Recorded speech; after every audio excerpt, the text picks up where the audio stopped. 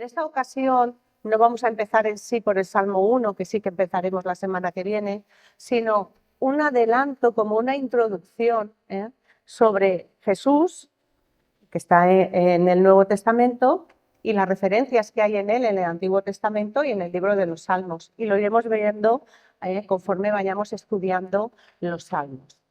En esta ocasión vamos a meditar sobre el Salmo 87 y su última frase, su último versículo: todas mis fuentes están en ti, en referencia a lo que Jesús dice de él mismo en el Evangelio de Juan, cuando dice que él es la fuente del agua que apaga toda sed.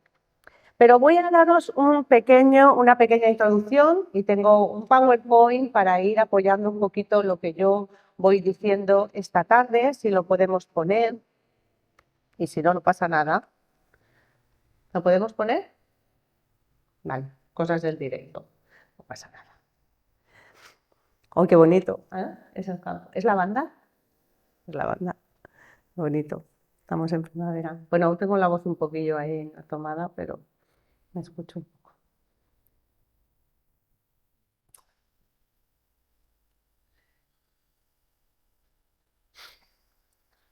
Antes lo hemos puesto y va de lo más bien. No pasa nada. Si no, no pasa nada. Comienzo a predicar y ya está. Bueno, deciros que los salmos, en griego, la palabra es salmoi, que quiere decir que es un poema que se recita con un acompañamiento musical. ¿De acuerdo? Un poema que se recita con un acompañamiento musical. Pero en la Biblia hebrea no se llama así, sino que se llama Teillim, y son cantos, alabanzas, himnos. Y en el Nuevo Testamento tenemos referencias en muchos sitios a ellos. Esta es la última diapositiva.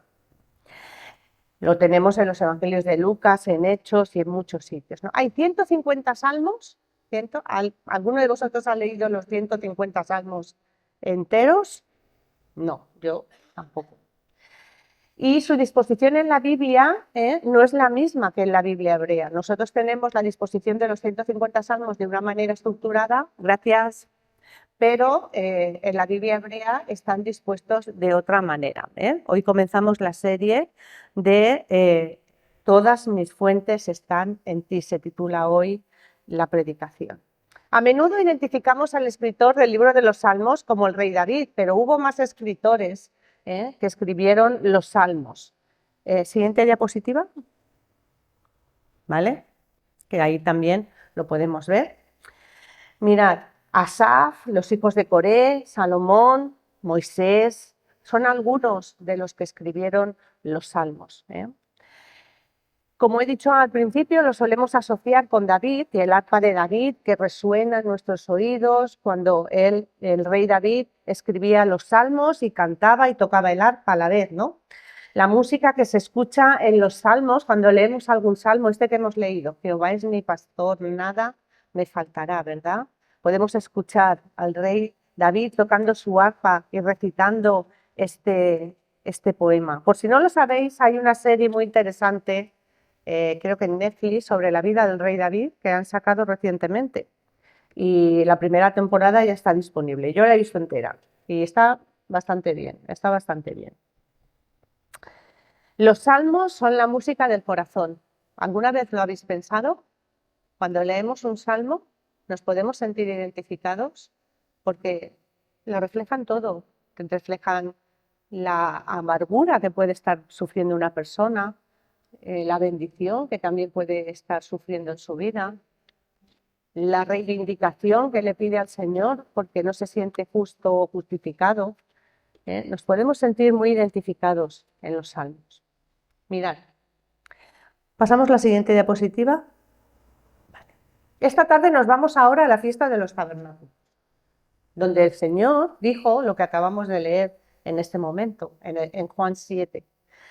Nos vamos a la fiesta de los tabernáculos o de las cabañas, la tercera gran fiesta de los judíos. Tenían tres grandes fiestas: la Pascua, Pentecostés, que lo celebraremos dentro de poco, y la de los tabernáculos, que es donde el Señor recita estos versículos. Como todas las grandes fiestas del pueblo hebreo, esta fiesta de los tabernáculos tenía un doble significado. Por un lado era histórico, era recordar el peregrinaje del pueblo de Israel en el desierto, y por otro tenía un significado agrícola, porque era el fin de las cosechas que había en ese tiempo. La cebada, el trigo, las uvas se recogían cuando se daba por finalizada la recolección, cuando llegaba la celebración de la fiesta que estamos diciendo esta tarde. Para la mayoría de la gente se llamaba la fiesta de nuestra alegría, porque esta celebración marcaba el final de las cosechas, ¿no? Así que esta gran fiesta, que era para todos, ricos y pobres, siervos, amos, gente de allí, de la localidad o gente de extranjera, estaban todos de fiesta cuando llegaban a Jerusalén. Era una fiesta donde se llevaban ramas grandes de palmera, de sauces, de olivos, de árboles frondosos al templo. Se llevaban al templo de Jerusalén. Y iban formando un pasillo dando la vuelta al altar mayor. ¿De acuerdo? Al mismo tiempo, un sacerdote, al mismo tiempo que la gente iba poniendo las palmeras alrededor del altar mayor, un sacerdote iba con una jarra de oro puro al estanque de Siloé y la llenaba de agua. ¿De acuerdo? Y este regresaba al templo mientras la gente cantaba y recitaba, por ejemplo, al profeta Isaías: sacaréis con gozo aguas de las fuentes de la salvación. Mientras el coro de los levitas, acompañados por flautas, cantaban los salmos 113 y 118. Tendría que ser espectacular de ver, porque allí había cientos de personas cantando, tocando flautas y recitando los himnos. Todos los que participaban en este culto gritaban y mecían las ramas en el altar. ¿De acuerdo? Pasamos a la diapositiva siguiente. En este contexto, lleno de gente el templo, lleno de gente que cantaba, del sacerdote que echaba el agua, de todo lo que aquello tenía de espiritual, en ese contexto y en ese mismo momento resonaron las palabras de Jesús que hemos leído ahora. El que tenga sed, venga a mí y beba. El que cree en mí, como dice la Escritura, de su interior correrán ríos de agua viva. ¿Qué creéis que hicieron los sacerdotes, los saduceos, los escribas que estaban allí cuando Jesús se levantó en ese momento y puso todas las miradas en él? Era un hombre ya que estaba siendo perseguido por su mensaje. Y estaba diciendo que no había otra fuente de agua viva y eterna que no fuera él, en ese momento. Jesús hace una invitación profunda y significativa en la fiesta de los tabernáculos y dice: el que tenga sed, venga a mí y beba. Y puso en él todas las miradas, las presentes y las futuras, ¿de acuerdo? Y todos los anhelos del ser humano, de cualquier clase de satisfacción espiritual, porque religiones hay muchas en el mundo, muchas. Y nos venden muchas cosas todos los días. El mundo nos ofrece muchos sucedáneos, pero solamente en Jesús está el camino, la verdad y la vida. Solamente en él. En ninguna religión del mundo hay nadie que diga: yo soy el camino, la verdad y la vida. Y en ninguna religión del mundo hay nadie que te ofrezca vida eterna y que haya resucitado y vencido a la muerte. Y solo es Cristo, solo en Jesús que podemos encontrar esto. Jesús se representa a él como la fuente de agua viva, algo más allá de lo físico. Cuando hablaba Jesús, sabía la persona que estaba a su lado que no se refería meramente a lo que en el momento él quería decir, sino que trascendía más allá de lo que en ese momento él quería explicar. No estaba diciendo el Señor: venid a mí a beber, porque si tenéis sed física yo os puedo dar agua. Estaba hablando de la sed espiritual que todos tenemos. Seamos creyentes o no, el ser humano tiene una sed espiritual, lo crea él o no, lo sepa él o no, que solo puede saciarse en la persona de Jesús, en Dios mismo. ¿Lo crea él o no lo crea? Por eso muchos muchas personas van tapando esa sed espiritual con otras cosas, muchas. Pero la fuente de agua viva, de donde nosotros bebemos, como veremos esta tarde, y puede saciar nuestra sed espiritual, solamente es Jesús. Y este llamado es universal, universal, sin distinción de clases ni de género. No, aquí no hay género, ni clase social, ni nada. Y es una promesa de vida abundante para todos aquellos que aceptan su invitación. Quizás si yo formara un club social, a muchos los dejaría fuera. Seguro, pero Jesús no deja a nadie fuera. Todo el que tenga sed, venga a mí y beba. Todos estamos llamados a beber de esa fuente. Fijaos si el llamado era universal, que se va a un pozo en medio de un desierto donde él decía que era necesario pasar para ir a Jerusalén, no era verdad. Y pasó por Samaria, cuando los judíos y los samaritanos no se llevaban entre sí, se odiaban. Y fue a hablar con una mujer a pleno día. Los hombres no hablaban con las mujeres. Y se detuvo y le dijo, dame de beber. Y la mujer, primero, entendió el mensaje, la pregunta de Jesús como algo físico, pero después Jesús la llevó al terreno espiritual, como hace con todos nosotros, como hace con todo el mundo. Y la mujer samaritana le dijo, el Señor, al que bebiere del agua que yo le daré, en la conversación que tuvieron, no tendrá sed jamás, sino que el agua que yo le daré será fuente de agua que salte para vida eterna.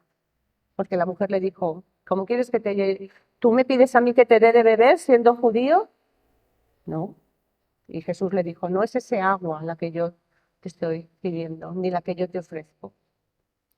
Jesús supo utilizar aquel momento para trasladarle a las personas, en el momento de la fiesta de los tabernáculos, el pensamiento de la necesidad de Dios y de las cosas eternas. Nosotros también debemos saber identificar esos momentos. Saber identificar el momento donde podemos trasladarle a una persona la necesidad de Dios y de las cosas eternas. Tenemos que ser sensibles como Jesús lo fue y valientes como Jesús lo fue cuando se levantó allí en medio de la congregación del templo de Jerusalén. Mirad, ahora retrocedemos hacia atrás, nos vamos de Juan al Salmo 87. Aquí en este Salmo, si lo leemos entero, se habla de que los fieles de todas las naciones celebrarán la grandeza de la ciudad de Dios en Jerusalén, cantando con alegría y con abundancia. Y esto representa cantores y tañedores, en ella dirán, todas mis fuentes están en ti. Eso es lo que dice este Salmo. Y este versículo es una proclamación de la presencia y bendición divina que se derrama en Jerusalén, es verdad, pero también apunta a una dimensión más profunda. Los manantiales simbolizan la provisión de Dios, el lugar de su presencia, que es fuente de vida y bendición para su pueblo. La presencia de Dios es fuente de vida y bendición para su pueblo, donde podemos renovarnos continuamente. A reflexionar sobre estos dos pasajes de Juan y de Salmos y los manantiales de la ciudad de Dios, podemos ver la conexión entre ellos. En ambos casos hay una referencia a una fuente que satisface de manera plena y eterna, que es Jesús. Y al decir que el que tenga sed y venga a mí, está mostrando que Él es la fuente prometida desde los inicios, desde que el Señor nos dio su palabra, desde Génesis hasta ese momento del Evangelio de Juan, escrito en todas las páginas de la Biblia, profetizado en todas las páginas de la Biblia, cómo el Señor tenía que venir a dar su vida por nosotros y así apagar nuestra sed espiritual. Encuentra su cumplimiento este versículo en el Salmo 87, el cumplimiento de la obra redentora de Cristo, quien ofrece vida eterna a todos los que confían en Él. Mirad, entonces, ¿qué significa todo esto que os estoy diciendo esta tarde? ¿Qué significa para nosotros? ¿Cómo podríamos nosotros poner en práctica, que en definitiva es lo que yo vengo a deciros todos los domingos? ¿Cómo poner en práctica la palabra de Dios en nuestras vidas? ¿Cómo puedo yo coger la palabra de Dios acogerla en mi vida y ponerla en práctica. Los manantiales de Dios, que Dios es mi manantial, que tengo que beber en él, que Dios es la fuente de agua viva. Mirad, la siguiente diapositiva. El Espíritu Santo es la fuente de agua viva, porque el Señor dijo, yo me voy, pero no os dejaré huérfanos, y nos dejó a su Espíritu Santo. Entonces, en primer lugar, el Espíritu Santo es nuestra fuente de agua viva. La Biblia relaciona directamente al Espíritu Santo con el agua de varias maneras. Uno de los versículos claves es el que acabamos de leer, en Juan 7:38, donde se dice que el que cree en Jesús tendrá ríos de agua viva que brotarán en su interior. El agua en este contexto representa la vida espiritual y el poder del Espíritu Santo. Y el otro es Juan 3:5, donde Jesús afirma que el que no nace de agua y de espíritu no puede entrar en el reino de Dios. ¿Qué es nacer del agua? El bautismo. Y del espíritu. Somos sepultados. El bautismo es una representación, sepultados con Cristo, y somos también levantados por Cristo. Dejamos la vieja vida. Al final el bautismo es los judíos no se bautizaban, por eso el mensaje de Juan el Bautista es tan potente cuando lo entendemos. Los judíos tenían un baño de purificación, pero los bautismos eran para los prosélitos, para los que no eran judíos y querían convertirse al judaísmo. Entonces los bautizaban enteros porque eran más impuros. Pero Juan el Bautista les dice a todos, no, estáis todos para bautizar. Si queréis seguir a Cristo, estáis todos para bautizar. Hay que morir a la vieja vida y levantarse a una vida nueva. Cuando nos levantamos a la vida nueva, el Espíritu Santo es el que hace la obra en nosotros.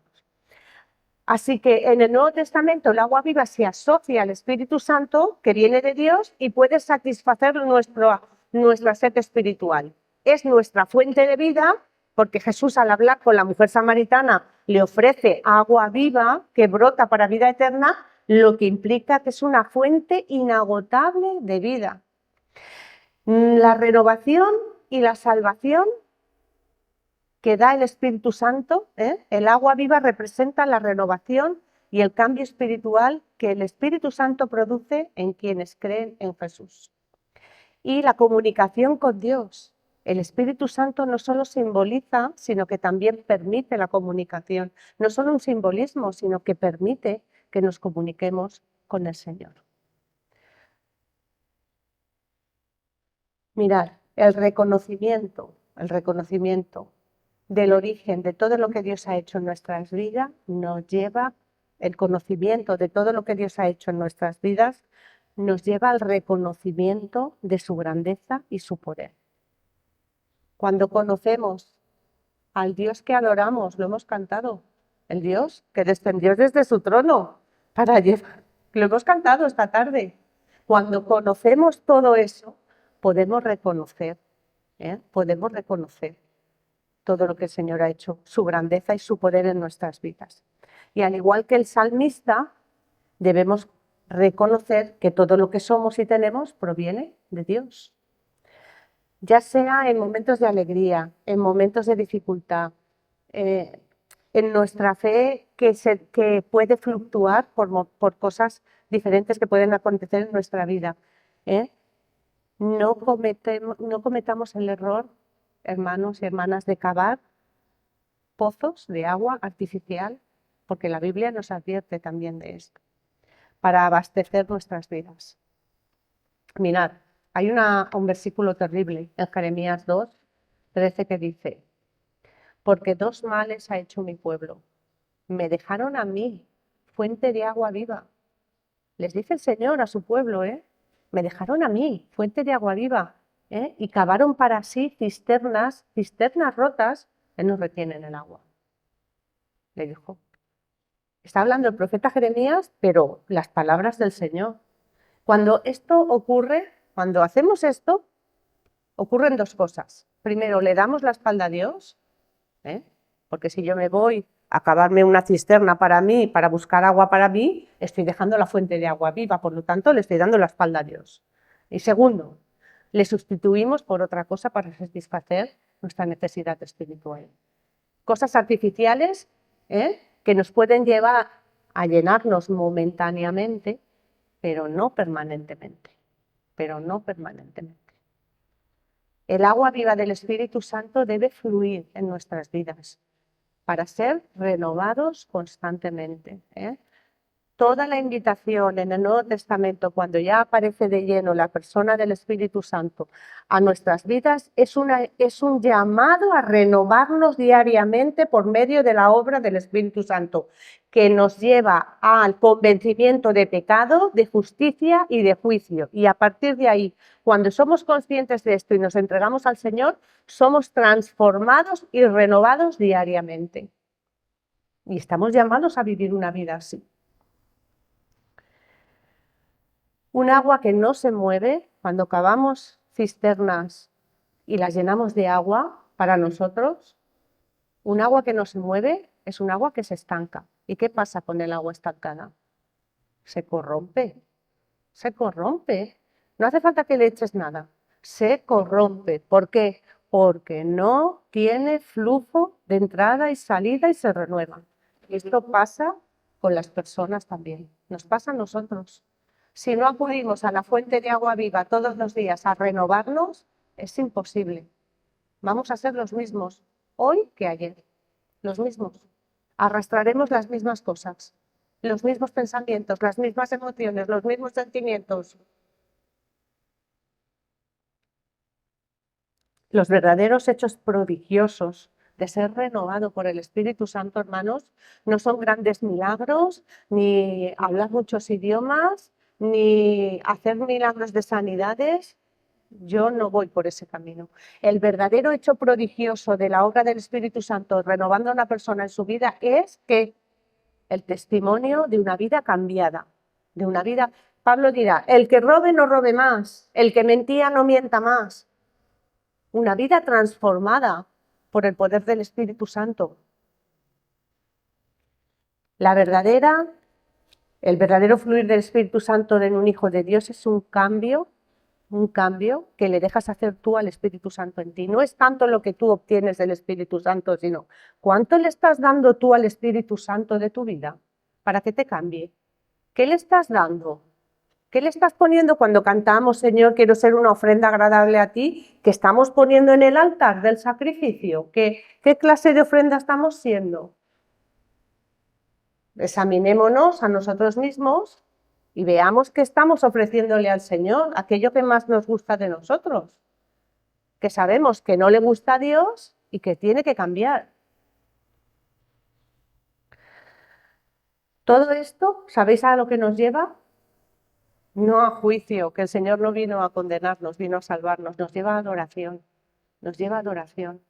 La adoración no se limita a un momento ni a un lugar concreto, no solamente adoramos y alabamos aquí en la iglesia, lo podemos hacer en cualquier lugar. Se lo dijo Jesús a la mujer samaritana, le dijo, viene el día y la hora en que ni en este monte ni en este lugar se alabará al Señor. En cualquier monte, en cualquier lugar alabaremos al Señor.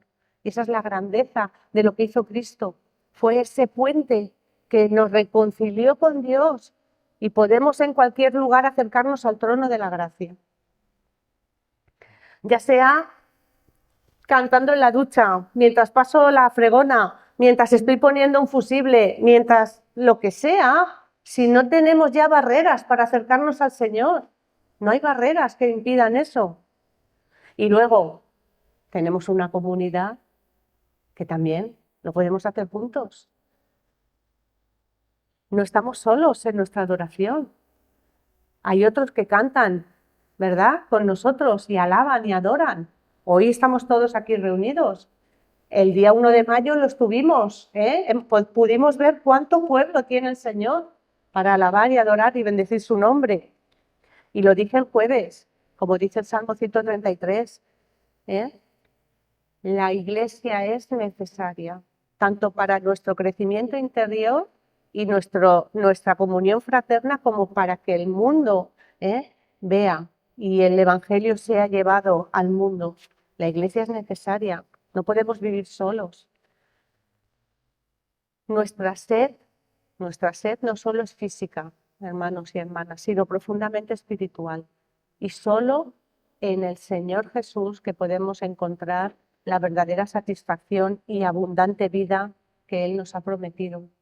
Mira, yo venía el jueves a mi casa, os lo prometo, yo venía que lloraba, y os lo digo con sinceridad. Yo venía que lloraba. Cuando yo ya llegué al coche y me iba por la autovía, yo quería llorar, porque yo llevaba 3 días mala, muy mala, y con mucho ajetreo aquí, con mucho trabajo. Yo quería llorar, pero yo dije, Señor, entonces, ¿para quién he estado haciendo yo todo esto? ¿Para quién? ¿Para mí? ¿Pongo mis fuerzas en ti? Yo no pongo mis fuerzas en mí misma, las pongo en ti. Y entonces comencé a alabar y a adorar al Señor. En el coche, mientras iba a mi casa. Cuando yo llegué al garaje, os lo prometo, estaba renovada, estaba renovada. Hablando con el Señor, alabando al Señor y diciéndole, Señor, esto es para ti, esto ha sido todo para ti. ¿Eh? Y yo quiero seguir sirviéndote mientras tú me des fuerzas, mientras tú me des fuerzas. Porque cuando soy débil, el Señor, ¿qué es? Fuerte, fuerte. En eso nos tenemos que apoyar. Esa es la lectura que tenemos que hacer. Y leyendo la palabra del Señor es como atesoramos esas promesas. ¿De acuerdo? Y no os hablo desde mi experiencia. Os hablo siempre desde mi experiencia. Porque parece que los que estamos aquí arriba y subimos a predicar o preparamos cosas, como dice Pau, somos como santos de escayola, muñecos de Playmobil que nos van moviendo de un... No, tenemos, claro, nuestras vidas, nuestras familias, pero nuestra confianza, nuestra fe, nuestras fuerzas, nuestra renovación está en Cristo, están en Él. Y yo no quiero que estén en otro lugar, no quiero que estén en otro lugar. Voy terminando, hermanos y hermanas. Y para concluir, mirad, Jesús es la fuente de agua que nos renueva día a día, de verdad.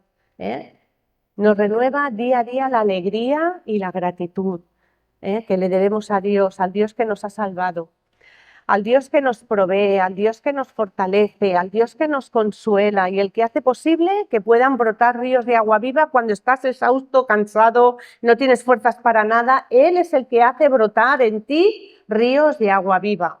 Porque ríos de agua viva, cuando todo va bien, qué bien, hermanos, es muy fácil, eso es muy fácil.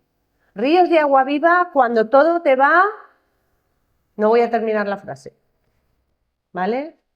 Ahí es cuando tienen que brotar ríos de agua viva.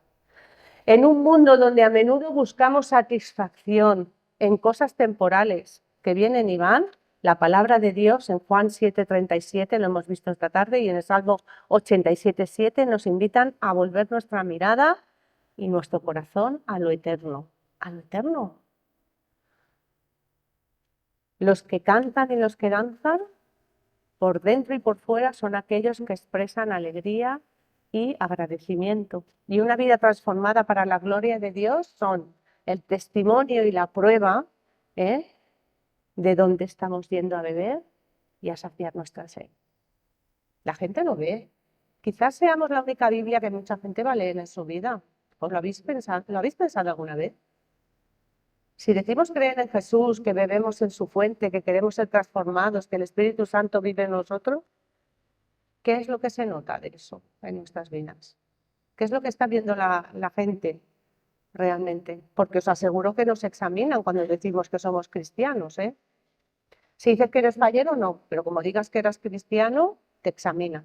Claro, sí. Mi objetivo, hermanos, al iniciar esta serie de predicaciones sobre los salmos más relevantes, aunque todos lo son, será sin duda que esto sea como un bálsamo para nuestras almas, que sea un bálsamo para nuestras almas, que nos acerquemos a Cristo, que es la fuente de agua viva, y a su Espíritu Santo para ser llenados por Él. Ese es mi objetivo. Le dijo el Señor, cuando Lázaro estaba muerto y salió María a su encuentro, le dijo, yo sé que si tú hubieras estado aquí, mi hermano no hubiera muerto. Y el Señor, que le dijo, no, Lázaro resucitará. Y le dijo, María, yo soy la resurrección y la vida.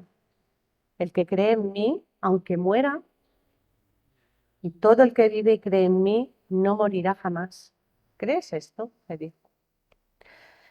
Y ella le dijo, sí, Señor, yo he creído que tú eres el Cristo, el Hijo de Dios que has venido al mundo. Y yo, además, añado, porque sé que todas mis fuentes están en ti. Pues que el Señor nos ayude, hermanos y hermanas, a beber cada día de su fuente inagotable para poder ser renovados día a día y transformados a su imagen. Amén.